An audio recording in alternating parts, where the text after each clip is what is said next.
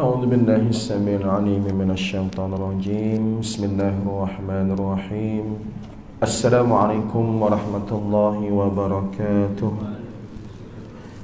الفاتحة أعوذ بالله من الشيطان بسم الله إياك نعبد وإياك نستعين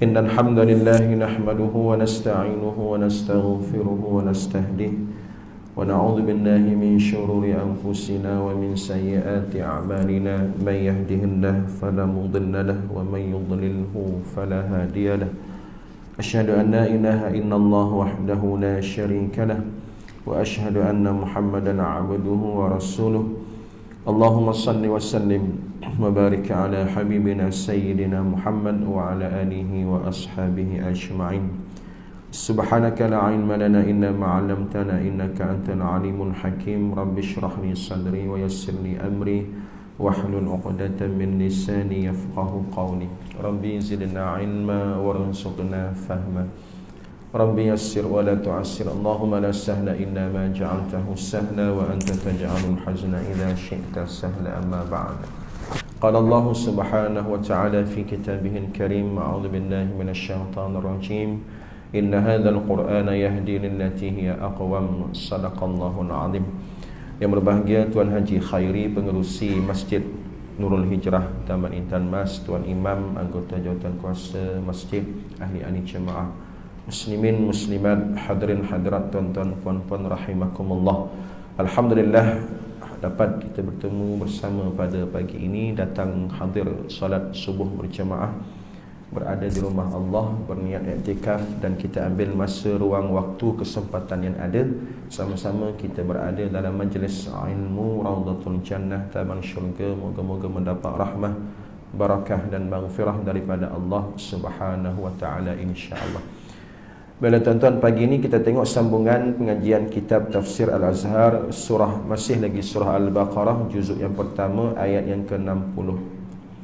Tuan-tuan ada buku, boleh buka muka surat 249 dan huraiannya ada pada muka surat 253. A'udzu billahi minasyaitonir rajim. Wa idhistasqa Musa liqaumihi فقلنا اضرب بعصاك الحجر فانفجرت منه 12 عينا قد علم كل أناس مشربهم كلوا واشربوا من رزق الله ولا تعثوا في الأرض مفسدين وإذ قلتم يا موسى لن نصبر على طعام واحد فادع لنا ربك يخرج لنا مما تنبت من الأرض من بقلها وقثائها وفومها وعدسها وبصلها قال أتستبدلون الذي هو أدنى بالذي هو خير اهبطوا مصرا فإن لكم ما سألتم وضربت عليهم الذلة والمسكنة وباءوا بغضب من الله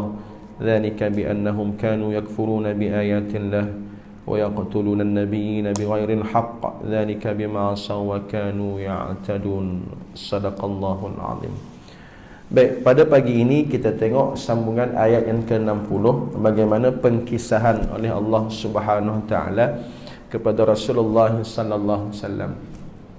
Apa yang berlaku pada zaman Nabi Musa alaihi salam. Tak habis lagi cerita Yahudi Bani Israel, kaum Nabi Musa yang ditempatkan di kawasan padang pasir. Lalu mereka ini ketandusan air, kekeringan air. Muka surat berapa tu? Muka surat 253, bawah sekali tu. Dalam perjalanan jauh itu tentu bertemu juga dengan padang belantara. Itu yang dikatakan sebagai kawasan padang pasir, yang disebut oleh para ulama tafsir dengan namanya Al-Tih. Al-Tih ni berada di Mesir, kawasan yang kering daripada air. Lalu mereka pun mengadu kepada Nabi Musa alaihissalam. Maka turunlah ayat ini menceritakan apa yang berlaku ratus-ratus tahun sebelum kelahiran Nabi sallallahu alaihi wasallam. Cerita zaman Nabi Musa. Allah berfirman, wa idhistasqa Musa liqaumihi, dan ingatlah dan ambil pengajaran. Wa idh ni banyak kali dah jumpa dalam surah ni ya. Kalau tuan-tuan perhatikan, tak tahulah berapa kali dah, berpuluh-puluh kali diulang wa'id. Apa makna wa'id? Dan ingatlah makna ambil pengajaran, ambil iktibar daripada peristiwa yang berlaku ni. Mu kena renung, faham, mu kena fikir, muhasabah. Peringatan daripada Allah Ta'ala, terutamanya dalam konteks ayat ini turun pada Nabi sallallahu alaihi wasallam di Madinah, dan Nabi sampaikan kepada penduduk Madinah, khususnya daripada kalangan Yahudi, Bani Quraidah, segala habis kabilah-kabilah Yahudi di Madinah ketika zaman Nabi sallallahu alaihi wasallam. Jadi cerita, mu kena ingat nenek moyang dulu apa yang berlaku zaman Nabi Musa.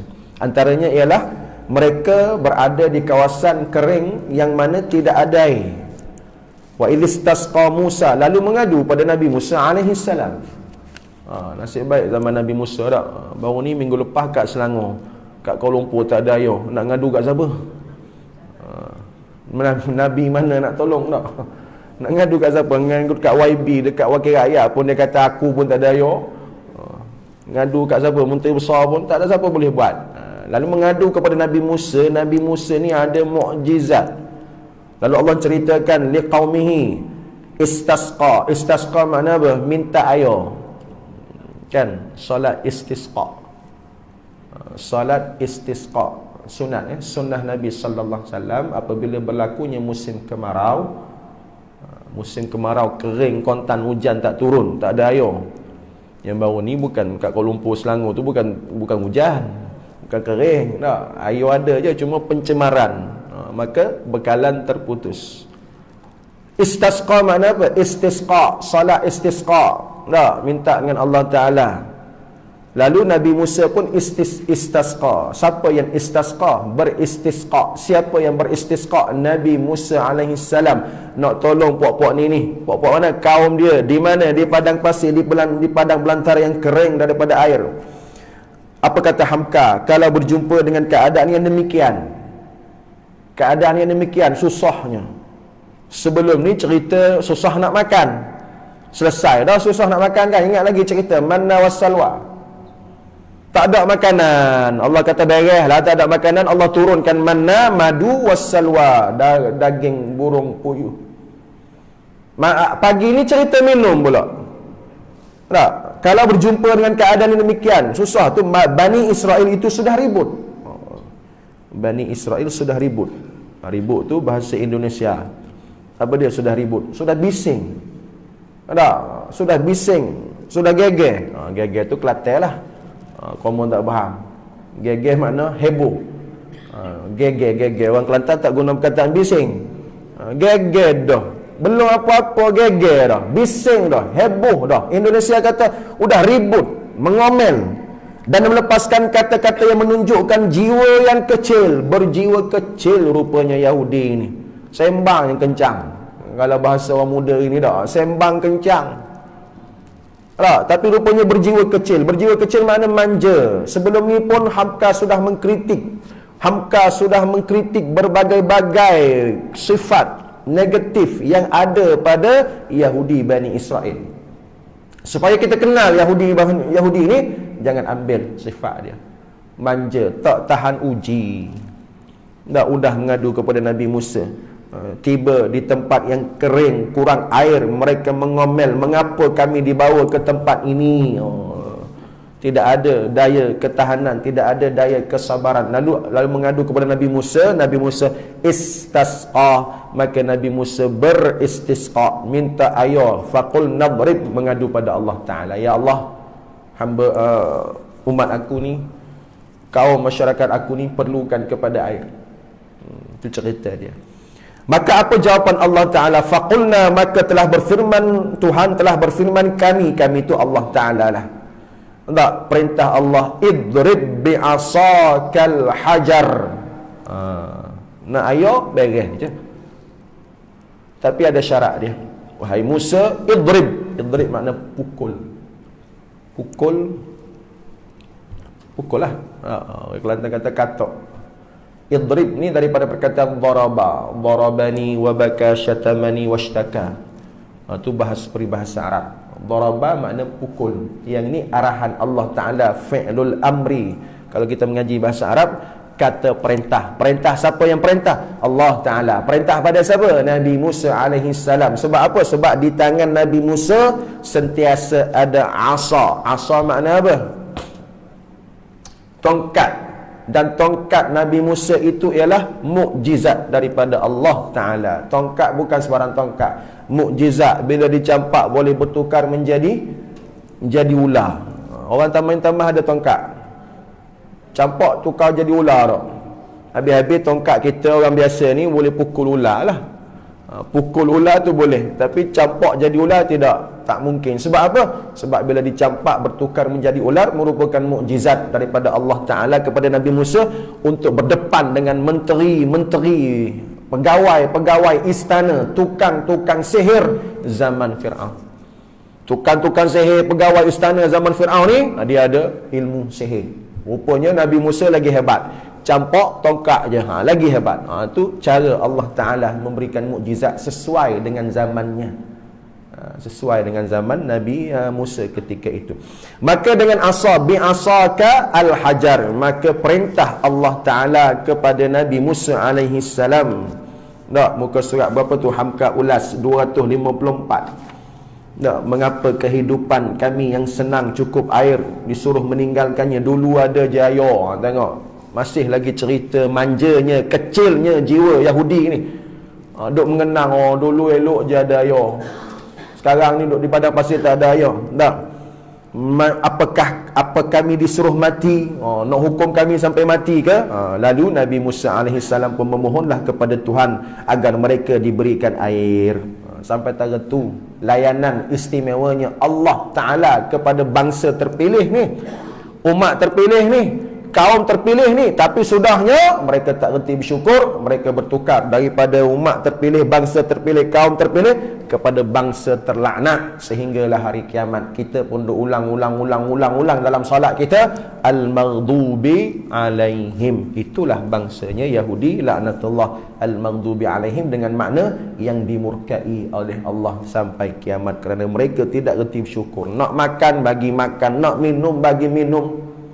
Lawan juga Allah Ta'ala, bunuh juga para Nabi, lawan juga kitab Allah Ta'ala, ubah pula kitab Taurat. Itulah kejahatan, kezaliman Yahudi, laknatullah. Maka Tuhan, muka surat 254, perenggan yang kedua tu. Maka Allah Ta'ala, Tuhan menyuruh Nabi Musa alaihi salam memukul batu dengan tongkat. Mukul batu dengan tongkat. Tongkat tu mukjizat. Mukjizat tu kita kata sifat Rabbani, tak ada lah pada kita. Adapun pukulan tu, cari batu, pukul hayun tu ialah usaha. Gabungan usaha ikhtiar kita dengan mukjizat Allah Ta'ala. Orang tu nak ceritanya, pengajaran daripada ayat ini. Nak apa benda pun kena usaha, kena ikhtiar. Lalu gantungkanlah usaha tersebut, ikhtiar tersebut kepada Allah Ta'ala. Macam kita hari ni tak ada lah mukjizat, cuma kita ada doa, kita ada munajat. Nak apa? Nak cari rezeki, kena kerja lah, kena bangun awal, keluar rumah cari rezeki.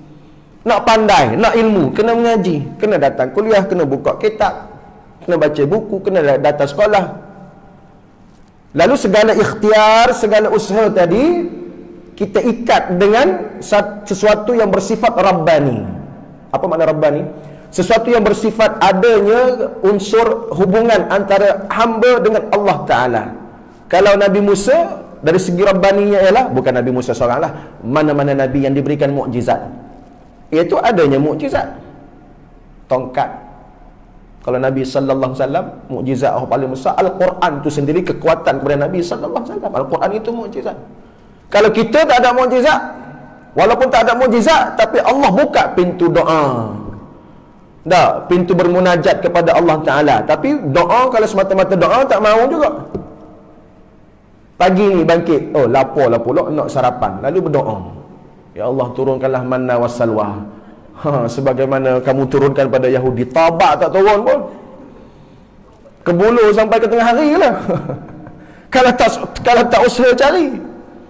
Lapar berdoa, tak selesai lapar dengan doa. Kena usaha, kena ikhtiar, kena cari makan, kena kerja, ada duit boleh beli, kena cari macam itu.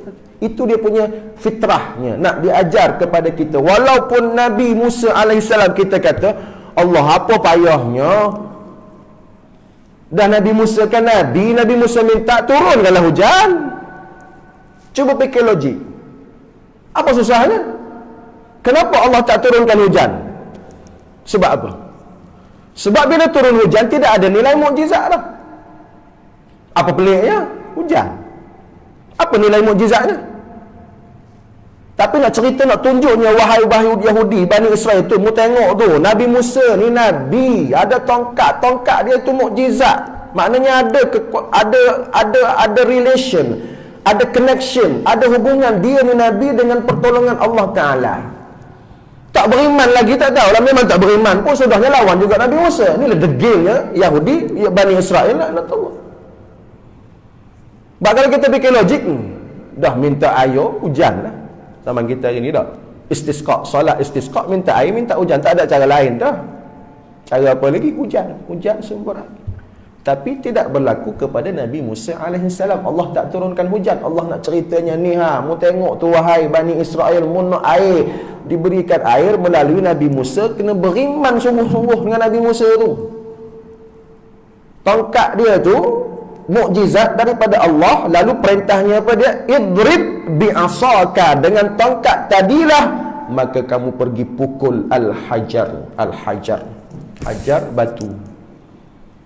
Tuan-tuan pergi Mekah kan ada Hajar Aswad dah. Hajar Aswad, hajar batu, aswad hitam, batu hitam. Orang duk berebut. Satu-satunya ibadah yang bila kita buat, orang lain tak boleh buat dah. Betul tak?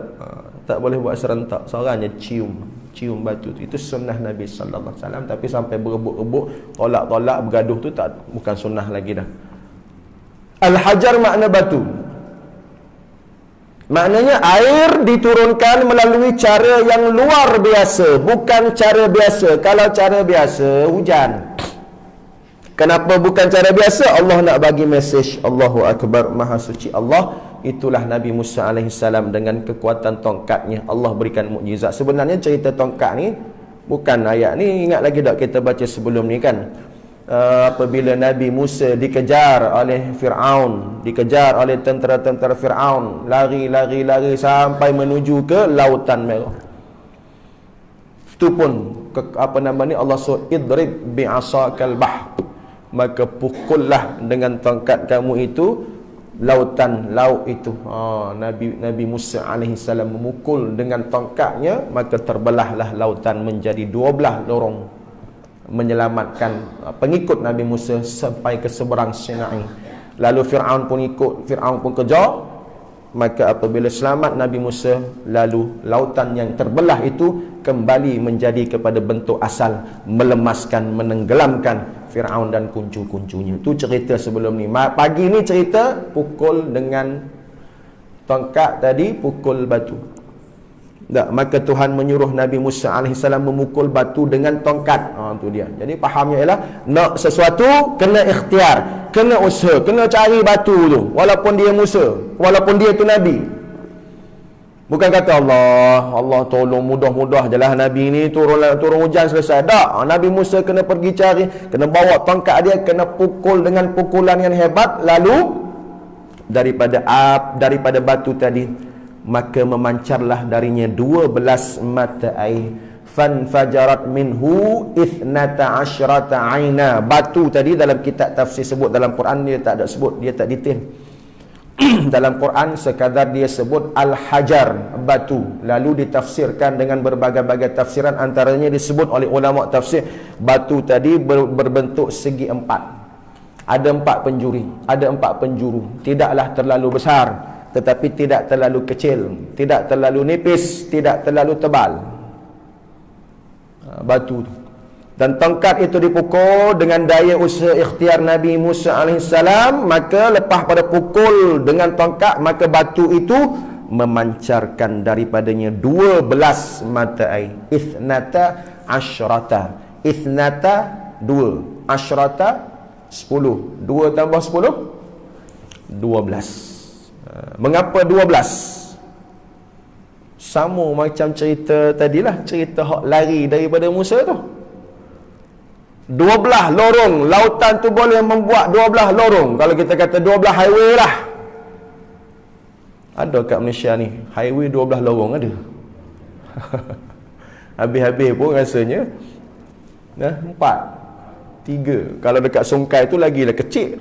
Awak sampai ke Songkai udah jadi 2. Tu kat Malaysia 2, 3, 4, 2, 3, 4. Yang ni lorongnya 12. Yang ni pun 12 juga. Kenapa 12? 12 itu sebagai simbolik mewakili 12 kabilah, suku kaum, pecahan daripada 12 beradik anak-anak Nabi Yaqub alaihi salam. Apa kena mengena dengan Nabi Yaqub? Kerana daripada Nabi Yaqub lah lahirlah Nabi Yaqub ni ada 12 beradik, 12 anak. Bani Israel. Apa makna Bani Israel? Bani mana anak? Bani Israel, Bani itu makna anak. Kalau tuan-tuan ni anak ramai, kata demo orang yang tamah ni anak ramai. Anak ramai ke isteri ramai? Tunjuk kat siapa pula tu? Masing-masing tunjuk pula dah kat orang dah. Anak ramai ke isteri ramai? Biasanya kalau isteri ramai, anak pun ramai. Baik, kalau tuan-tuan ada isteri ramai, anak ramai, katakanlah anak 14, anak 15, buatlah persatuan Bani Haji Yusuf. Boleh? Contoh lah. Boleh buat persatuan Bani Khairi. Haji Khairi kita. Bani Khairi boleh, Bani Yusuf boleh. Apa makna Bani? Anak beranak, keturunan, generasi. Kalau saya anak ramai baru 4. Tu pun dah meninggal seorang. Tak. Kalau saya anak ramai boleh lah. Bani Muhammad contoh. Makna apa dia? Dia berkumpul lah anak, cucu segala. Buat kalau musim-musim raya boleh buat perjumpaan. Boleh buat badan kebajikan, boleh buat apa macam-macam lah. Kerana ramai ni. Namanya Bani. Bani Israel. Apa makna Bani? Keturunan, anak, cucu, cicit Israel. Israel tu nama lain kepada Nabi Yaqub alaihi salam. Isra makna hamba, Il makna Tuhan. Tu bahasa Ibrani lah. Bahasa Ibrani. Isra, apa makna Isra? Hamba. Israel, Il makna Tuhan. Hamba kepada Tuhan yang taat. Siapa dia tu? Nabi Yaqub alaihi salam. Daripada keturunan dia lah 12 beradik tu, anak-anak dia tu. Tak, termasuk seorang Nabi Yusuf alaihi salam. Malam tadi baru baca cerita Nabi Yusuf di Masjid Taqwa. Yang seorang bongsu tu Bunyamin. Yang lain 10 beradik. Dia pecah macam ni. 10 beradik dan seorang 10 satu-satu. Tu 12 tu.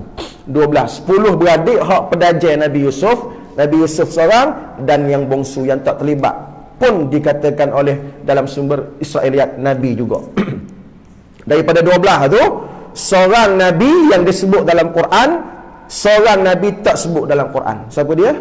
Bunyamin. 2 orang Nabi lah. Cuma yang seorang tu Nabi Yusuf, cerita ada dalam Quran. Yang seorang lagi tu Bunyamin pun ulama kata Nabi juga. Cuma namanya tak disebut dalam Quran. 10 lagi tu abang-abang dia yang berkonspirasi, yang iri hati, yang cemburu, yang jahat, yang campur Nabi Yusuf dalam perigi. Tu cerita dalam surah Yusuf.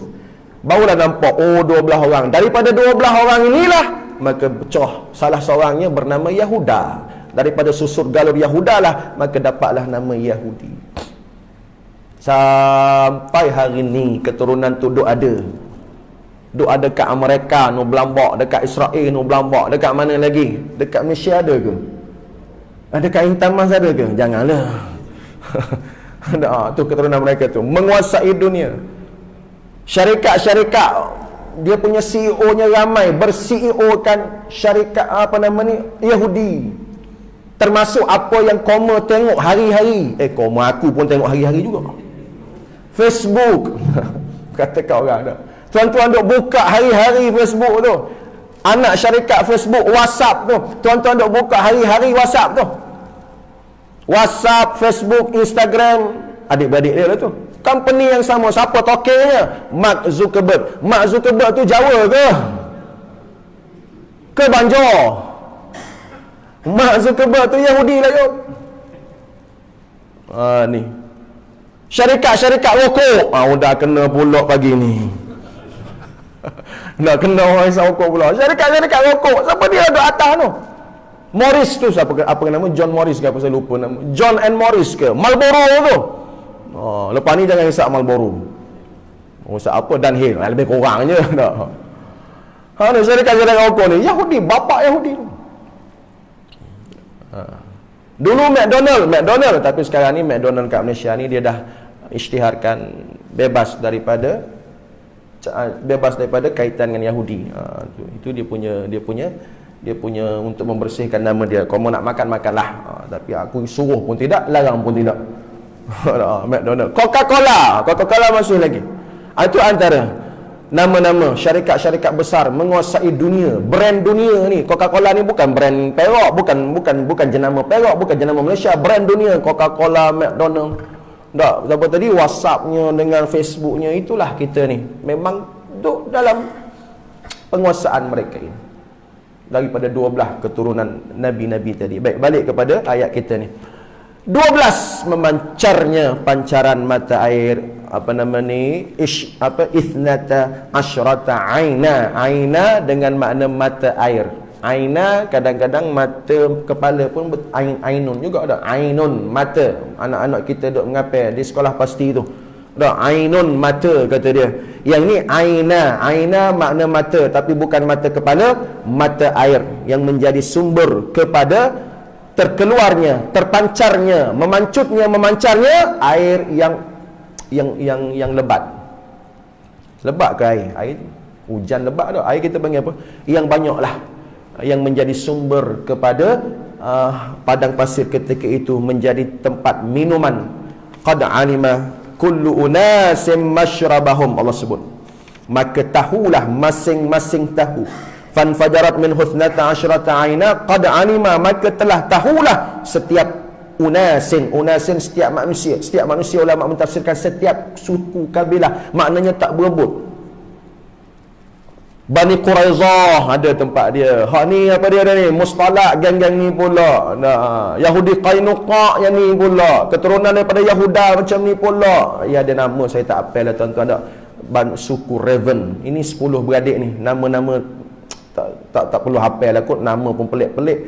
Raven, Shimon, Levi, Naftali, Isyakar, Zebulun, Yehuda. Yehuda je kalau kita biasa dengar dah. Yang lain tu nama pelik-pelik, nama daripada bahasa Ibrani, bangsa Yahudi. 10 beradik yang berkonspirasi buat kepada Nabi Yusuf tu. Daripada mereka inilah 12 beradik inilah yang menjadi suku kaum kepada kaum-kaum tertentu. Dan pada zaman Nabi Musa di padang pasir itu, masyrabahum. Masyrab makna tempat minum, tempat sumber air, empangan-empangan air yang mewakili kabilah masing-masing. Tak berebut, cukup, elok je cukup daripada kering. Betapa Allah Ta'ala memberikan kurnia yang amat-amat istimewa kepada kaum bangsa Yahudi Bani Israel. Tetapi sebagaimana besarnya kurniaan Allah, besar juga kekufuran mereka. Tak, kita diajar besarnya kurnia, maka cubalah besarkan sifat syukur. Bila Allah berikan kurniaan yang besar, kita kata Allah nikmat besar, maka besar jugalah syukur kita. Kita bermujahadah nak bagi kesyukuran yang amat-amat besar. Syukur pada Allah, taat pada Allah. Itu sepatutnya. Tapi Yahudi tak. Besar kurniaan Allah, macam-macam Allah bagi, besar juga jenis perangai jahat dia.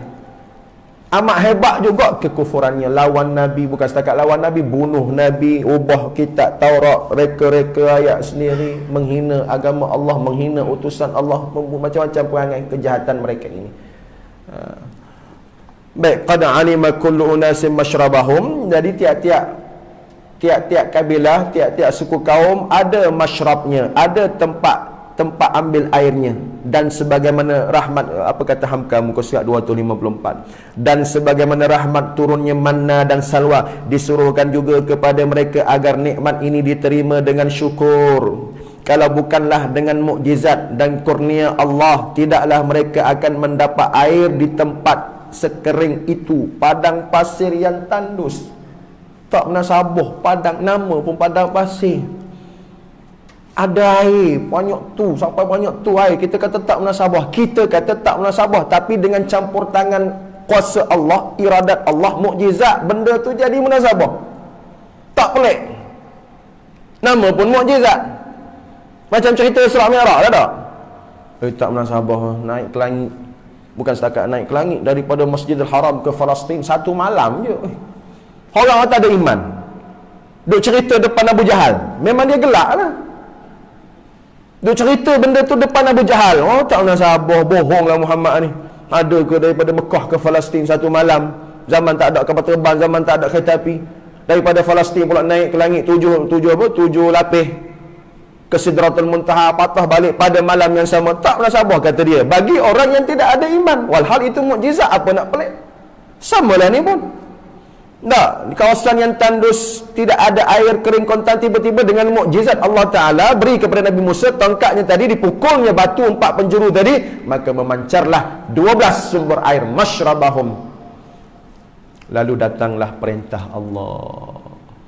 Datang perintah, kulu washrabu min rizqillah wala ta'thaw fil ardi mufsidin. Allah kata, mu makanlah. Makanlah. Makan tu merujuk kepada ayat lepas. Manna wassalwa.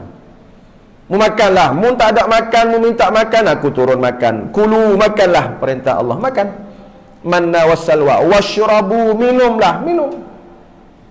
Makan dan minum. Itu perintah. Perintah ni datang selepas Allah cerita tentang nikmat. Kulu washrabu mir rizqillah. Rizqillah, rizqillah. Allah tak kata rezeki. Rezeki makna pemberian. Pemberian Allah. Tu kalau nak tukar bahasa Melayu lah. Rezeki tu pun dah jadi bahasa Melayu. Tapi dia ambil daripada perkataan Arab. Betul-betul bahasa Melayunya ialah pemberian, kurniaan. Itu makna rezeki. Apa sahaja yang Allah kurnia, tak semestinya makan minum, tak semestinya nasi biryani, tak semestinya apa-apa hak kita telan. Apa hak kita rasa tu pun rezeki. Contoh, rasa aman, rasa tak ada apa nak bimbang. Negara Malaysia ni aman damai, tak ada peperangan. Itu rezeki. Walaupun tak masuk perut. Kadang kita orang Melayu ni nampak rezeki benda hak masuk perut je. Benda hak masuk perut, benda hak kita telan, benda hak kita makan, barulah dikata rezeki. Sehat pun rezeki juga. Benda hak kita rasa sehat, rasa tak takut, rasa aman. Malaysia tak ada peperangan, nak semayang pun tak ada siapa nak kacau. Marilah semayang, solat, tak ada siapa nak marah, tak ada siapa nak tembak. Dekat Naratiwat, kampung arwah ayah saya, nak semayang pun takut. Di kawasan bergolak di selatan Thailand. Solat asyak, solat isya 2 rakaat je. Pasal apa solat isya 2 rakaat? Sebab rakaat kedua dah kena tembak. Tu risau bimbang di kawasan bergolak di wilayah Naratiwat yang berdepan dengan kumpulan pemisah daripada kerajaan Thailand. Tu cerita di Naratiwat, di Songkla, di Patani. Ramai saudara-saudara kita di sana, di kawasan-kawasan yang bergolak lah. Kita ni elok je, marilah semayang, tak ada siapa nak marah. Mari. Tak, aman je. Itulah nikmat namanya rezeki. Kulu washrabu mir rizqillah. Makanlah kamu, minumlah kamu daripada rezeki pemberian Allah. Bukan rezeki Musa, bukan Musa bagi. Tengok. Ini ayat ni balik kepada akidah. Rezeki daripada Allah. Tolong faham, tolong pegang. Bukan rezeki kerajaan bagi, boh bagi, wajikan bagi. Jangan takut. Rezeki jaminan Allah Ta'ala. Saya teringat apa yang disebut oleh Tuan Guru Ustaz Siddiq Noor. Orang Perak kenal kot. Pernah dia datang kuliah di Padang Tembak di Taqwa. Ulama tu guru yang kita kata ketua dewan bekas ketua Dewan Ulama Perak. Dia kata, mu nak tangkap aku tangkap lah, mu nak sombak dalam ISC mu sombak lah. Ni kelebihan orang yang ada Allah Ta'ala. Tak, walaupun diancam, diugut, anak bini mu ke bulu, mu tak ada kerja, mu dalam ISA, mu dalam penjara, mu kena tangkap. Anak bini mu nak makan apa? Maka jawab Ustaz Siddiq Noor, tak, ni daripada orang yang ada Allah Ta'ala. Kalau aku berjuang Islam ni, anak bini aku ke bulu, maka aku tak mengaku Allah tu Tuhan. Kita dengar Gerun kita dengar ayat dia. Tapi itulah gambaran bagaimana dia kuatnya pegang dengan rezeki Allah Ta'ala. Maknanya pegang sungguh-sungguh. Kalau berjuang Islam tak kebulu lah. Aku berjuang Islam, orang nak tangkap lah. Anak bini aku ni adalah rezeki daripada Allah Ta'ala. Sudahnya, lepas 3-4 tahun keluar elok je, rumah makin besar. Anak makin sihat. Mana datang? Daripada Allah Ta'ala. Rezeki daripada Allah. Jaga agama Allah. Agama ini agama Allah. Yang bagi rezeki pun Allah. Apa nak takut? Tuhan yang sama. Berjuang menegakkan agama Allah. Yang bagi rezeki pun Allah. Rezeki daripada Allah. Agama ini daripada Allah. Allah Ta'ala tu Ar-Razzaq Al-Wahhab. Lepas tu disebut di sini, walaupun ayat cerita tentang makan, cerita tentang minum, makan minum pemberian Allah, apa sahaja nikmat pemberian Allah datang daripada Allah Ta'ala. Walaupun tadi cerita tentang watak Nabi Musa AS, bukan pemberian Musa pun. Nabi Musa tu asbab. Walaupun dia Nabi, tapi dia tetap manusia. Rezeki bukan daripada manusia, rezeki daripada Allah Ta'ala. Cuma kena ikhtiar lah. Tadi dah cerita tentang bagaimana usaha dan ikhtiar. Wala ta'thaw fil ardi mufsidin, dan janganlah kamu melakukan kerosakan di atas muka bumi ini. Itu larang pula. Maknanya ayat tentang nikmat ni, nikmat apa pun ada suruhan dan ada larang. Biasa kalau kita baca ayat Quran, Allah cerita nikmat, lepas tu Allah suruh, inna a'tainakal kautsar. Tuan-tuan baca surah paling pendek dalam Quran, surah Al-Kautsar, surah paling pendek. Allah kata apa? Sesungguhnya aku bagimu nikmat banyak. Lepas pada cerita nikmat, Allah pun perintah. Datanglah perintah. Perintahnya apa? Fasalli li rabbika wanhar. Mu kena salat dan mu kena berkorban. Yang ni lepas pada cerita nikmat, Allah larang wala ta'thaw fil ardi mufsidin, dan janganlah kamu melakukan kerosakan di atas muka bumi. Al-mufsidin, mufsidin daripada perkataan fasad. Fasad makna kerosakan. Apa sahaja perkara-perkara yang haram dikira sebagai fasad. Tak, perkara-perkara yang merosakkan. Fasad-fasadah ni makna fasad. Dalam kitab fiqh pun ada fasad.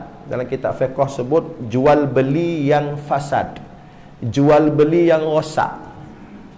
Dia tak panggil jual beli. Contoh jual beli rosak ialah akad yang rosak. Jual beli secara paksa. Contoh apa? Disebut dalam disebut bawa pisang standar letak kat pintu rumah jiran. Kita ambil pisang standar letak dekat pintu rumah jiran. Lepas tu kita claim kat dia, mari RM10 pisang. Peninglah jiran kita, bila masa aku minta. Tu jual beli dikira sebagai fasad. Pernah berlaku pada saya. Tapi dia tak letak pisang lah, dia letak buku. Dia letak buku atas meja dekat pejabat saya, dekat sekolah. Lalu dia kata, Ustaz, mari RM10. RM10 apa pula? Buku-buku saya letak atas meja. Pening lah kita, RM10. Tak apalah, bagilah. Bila masa aku beli. Bila masa kita order, tu fasad. Jangan nak buat. Jual beli yang fasad. Fasad makna rosak. Akad pun ada, akad yang fasad. Akad yang fasad pun ada. Jadi perkataan fasad, afsada, fasad, mufsid. Mufsid, Allah kata jangan kamu jadi atas muka bumi ini daripada orang-orang yang melakukan kerosakan. Kerosakan ialah apa sahaja perkara-perkara yang haram, yang batil, rosak pada agama, rosak pada syariat, rosak pada akhlak, semua fasad. Dan paling tinggi fasad apa dia? Hak paling hebat kerosakan pada akidah.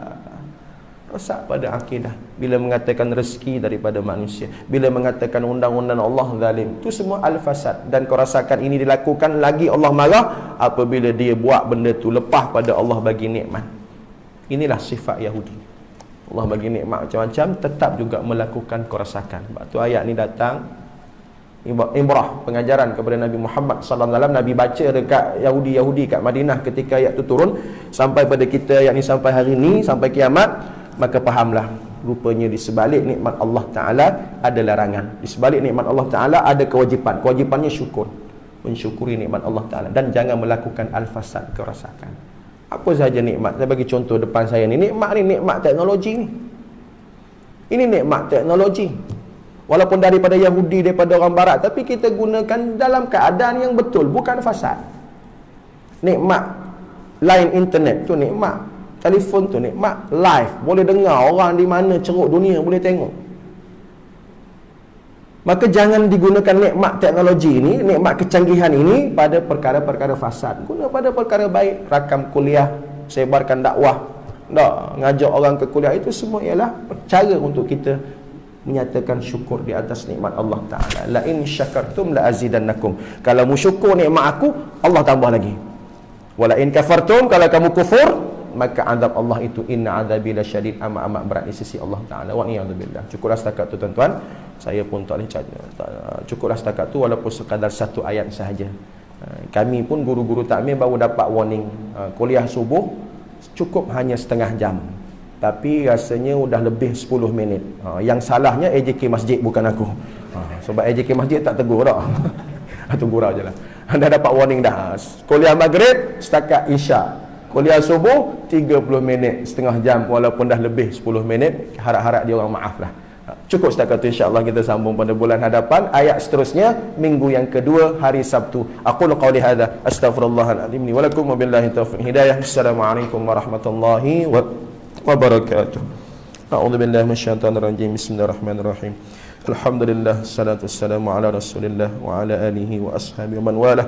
Allahumma ij'al jam'ana hadha jam'an marhuma wa tafarruqana min ba'dihi tafarruqan ma'suma. Allahumma ij'alna minal ladzina yastami'una al-qawla fayattabi'una ahsanah. Rabbana faghfir lana dhunubana wa kaffir 'anna sayyi'atina wa tawaffana ma'al abrar. Rabbana atina fid dunya hasanah wa fil akhirati hasanah wa qina 'adzabannar. Sallallahu ala Muhammad wa ala ali Muhammad walhamdulillahi rabbil alamin. Kita tutup majlis tasbih kafarah surat Al-Asr.